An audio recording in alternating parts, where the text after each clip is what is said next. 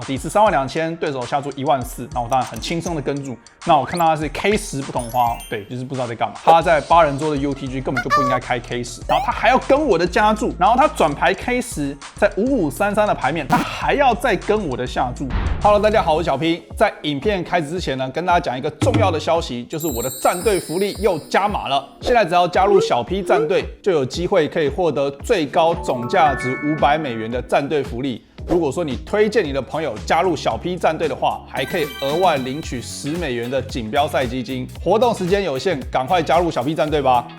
有记录的下一个手牌呢，是在300、600的盲注级别，9人桌的状况 ，UTG 加1选择了加注到1500，UTG 加2选择了 all in22000。这个时候我在大盲位，我有26000的筹码量，那我拿到一个 AK 不同花，所以我觉得我就是很明确的一个动作，就是 all in 啊，没有别的动作了。然后 UTG 加1的玩家弃牌，然后这就摊牌。所以 UTG 加2的玩家呢是 AQ 不同花，然后我是 AK， 非常的顺利。我的 AK 呢就从 AQ 身上呢赢了一个22000的筹码量，让我回到了棋子筹码接近5万的筹码量。下一手牌呢是发生在400、800的盲注级别，同样是一个9人桌的状况。UTG 加2选择了加注到2000，然后我在大盲位，我拿了一个87红桃，选择了跟注。翻牌是1083，两张黑桃，底池5200，我选择过牌，对手选择了一个在这个筹码量我觉得蛮正常的下注尺寸3000，我选择了一个跟注。那我们这边呢翻牌中了一个任何的对子，或者任何有发展空间譬如说顺子或是卡顺、双头顺、同花或者任何对子，都是必须要跟注的范围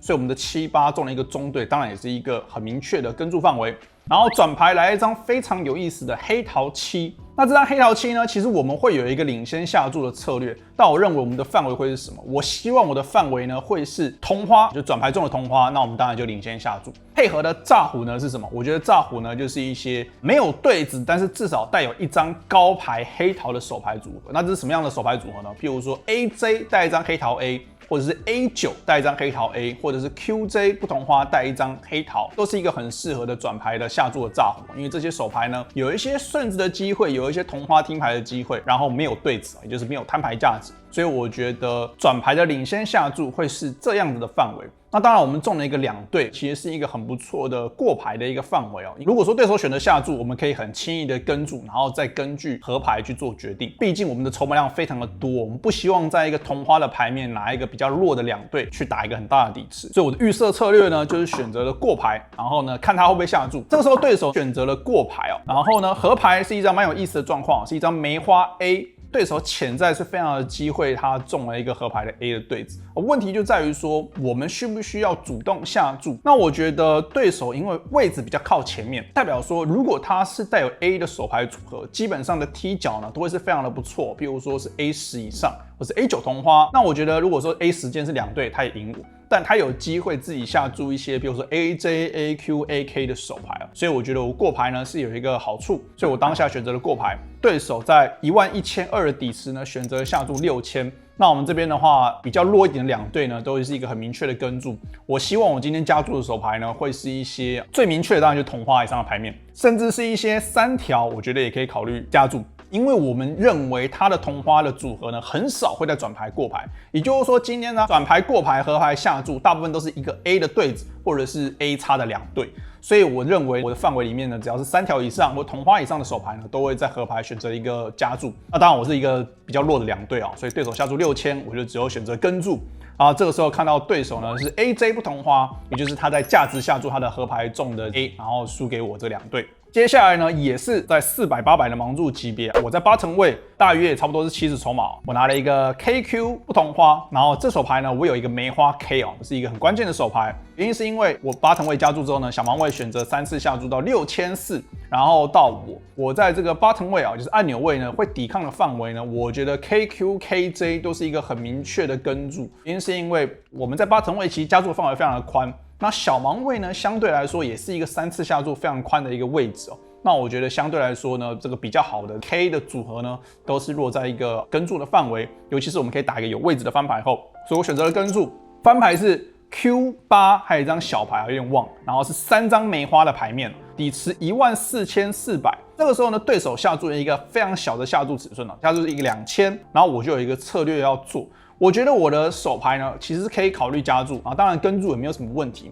但我觉得我在有位置的优势的情况下呢，我们会去增加跟注的一个频率，希望看到更多的转牌跟合牌啊，让我有这个位置的优势啊，就是后决定的一个优势。如果说我今天在翻牌加注，对手是很有可能选择再加注，然后就没有后续了嘛，因为他可能不想要看到转牌跟合牌，所以我觉得我有位置优势的时候呢，跟注会选择多一点，所以我当下选择了跟注。转牌是一张黑桃2，底池18400，小盲位选择了过牌。以大部分的情况来说，我觉得对手都会是很诚实的，就是他如果有好牌，他就选择下注；他如果没有好牌啊，他可能是炸胡，他可能就会选择放弃。我觉得这是一个很正常会出现的一个情况。他选择过牌的话，我们的 KQ 带一个梅花 K， 我觉得是一个非常明确的价值下注。那我们的手牌范围要找到炸胡也是非常容易比如说 A10不同花带一张梅花，我觉得有机会让他更好的 S high， 或者是一些比较弱的，比如说99啊、10之类的对子选择弃牌。所以我觉得我要找到炸胡的手牌非常容易。然后我觉得这 KQ 带一张梅花 K 呢，绝对是一个非常轻易的价值下注。所以我选择下注大约是接近半个底池8500。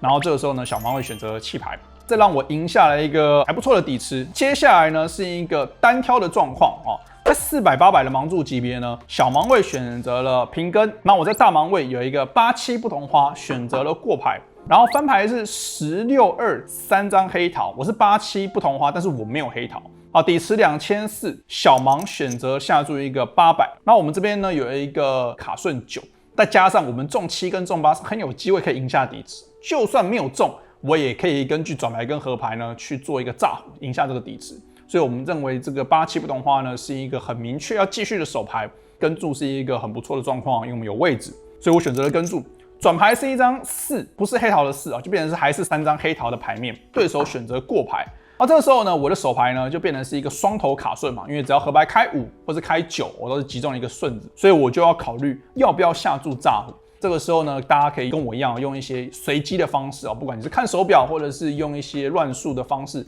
我觉得去做决定都是可以接受的。那我觉得我的手牌呢，我会希望我的手牌频率高一点的时候呢，希望是有1张黑桃。所以当我今天没有黑桃的时候呢，我会根据合牌再来做一个炸胡。所以我当下选择了过牌。然后合牌是一张2，也是不同花的2，小盲位右 check。这个时候呢，我觉得我的87不同花呢是一个很明确的炸胡，原因是因为我们在这边呢，我觉得只要有对子，譬如说任何的6、任何的4，都是一个很明确的摊牌价值。那我的有10的话当然是一个很明确的价值下注。同时呢，我的范围有非常多的2的组合因为我们在翻牌前会有很多很烂的2，比如说 J2，甚至是什么52。那我们翻牌呢都会跟注，然后呢转牌就会check，然后合牌中3条，也是一个很明确的价值下注的手牌。所以当我今天我的范围里面有非常多2的组合的时候呢，我合牌的下注的炸胡呢也会选择一个大尺寸。大尺寸的话，我可以选择一个满帕甚至更多，我觉得都可以。以我对他的感觉呢，我觉得他的转牌跟合牌都过牌的时候呢，其实我觉得我下注一个满帕，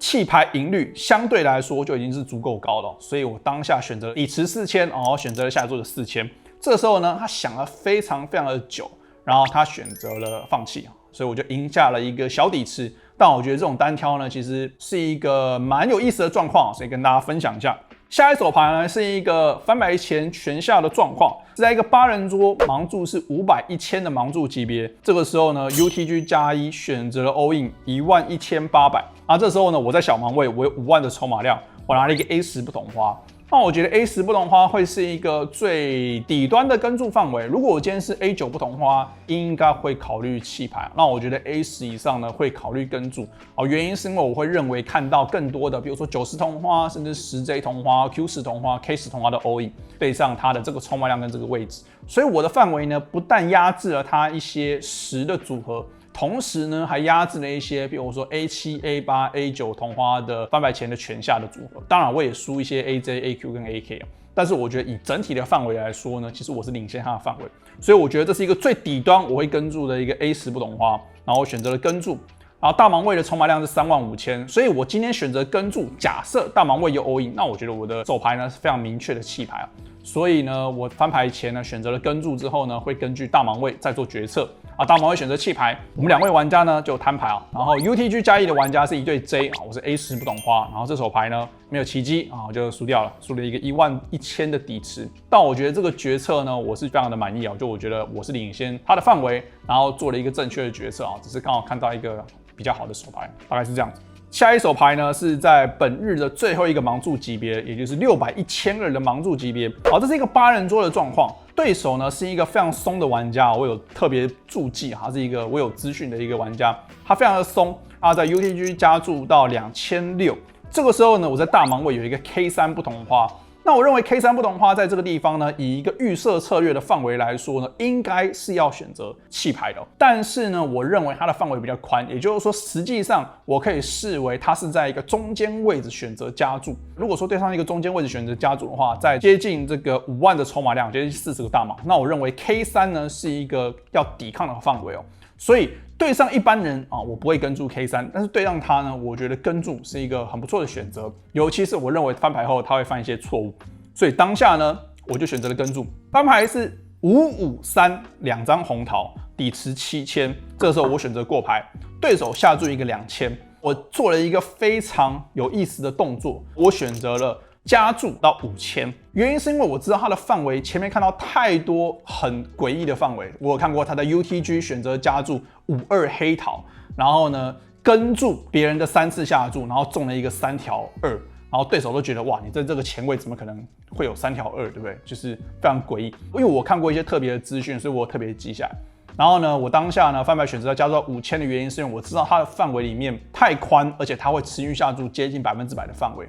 也就是说它会有太多2张的高牌。我今天中了一个底对，我觉得可以做一个很小的加注，做一个所谓的价值下注，就是我知道它会跟一个更弱的范围，或者是说就算它不跟注，那也无所谓嘛，我就可以赢下这个底池。啊，对手想了一下，选择了跟注，转牌非常的有意思，转牌来一张3。变成是553 turn 3，这时候我就是 K3 嘛，我中了一个 full house。当然，我认为对手的范围是非常的松，他会有一些5的组，但是以整体来说呢，5的组还是比较少，所以我会视为我的手牌呢会是一个就是 nuts 的意思啊，就是非常大的手牌。底池17000，然后这个时候呢，我选择了一个下注，是我认为他的 S high 跟 K high 如果还要继续的话，他会考虑继续的一个注码。我下注一个7500，下注7500原因是因为我觉得他如果今天有一个 A4 或 A2，他甚至会考虑再跟注一次哦，他会自认为对不对啊？我没有 full house， 或者是我 S high 有可能是好的，甚至是我有一些卡顺，我不知道他怎么想的。那我觉得至少我不会让他的决策是很容易。如果我今天下一个满帕，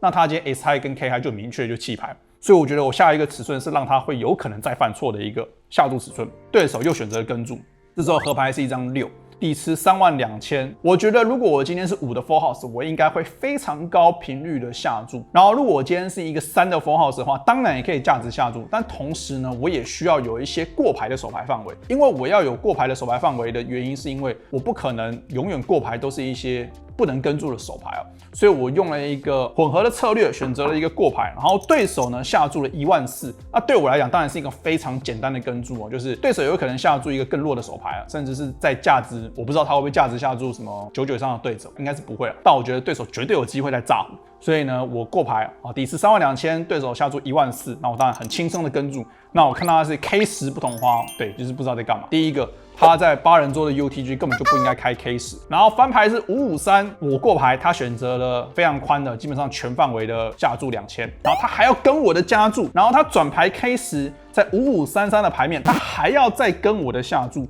然后合牌，他可能觉得 K high 可能不会赢，然后他选需要炸胡，所以如果他会炸胡这些 K high 的话，那我觉得合牌的过牌呢，其实是一个非常好的一个策略啊，当然就是不出我所料，就是他就是这样的玩家。所以我觉得跟这种玩家打到越多的翻牌后，就算是没有位置都不会太吃亏，是因为我自认为他会犯一些很莫名其妙的错误。所以这手牌呢，就让我赢下了一个非常大的底池啊。合牌是32000，他下注14000，然后我跟注，所以是接近6万的底池，非常不错。这就是我这第一天的结束。我记得我的结束的筹码量大约是8万多。所以呢，第一天的赛事呢，我从第2个盲注级别上桌打到第8个盲注级别结束，大约是8点多到9点啊。他是没有晚餐休息，所以他比较早结束。他希望玩家可以直接回去休息，然后准备第2天的赛事。第2天的赛事呢，其实是还可以报名的因为第1天只打8个级别。那第2天开始的时候呢，每一个盲注级别会变成从60分钟变成是90分钟，会有更多有意思的状况手牌。好，那我们今天的影片就到这边，跟大家讲一个好消息，就是我们的 EV 实验室上线啦。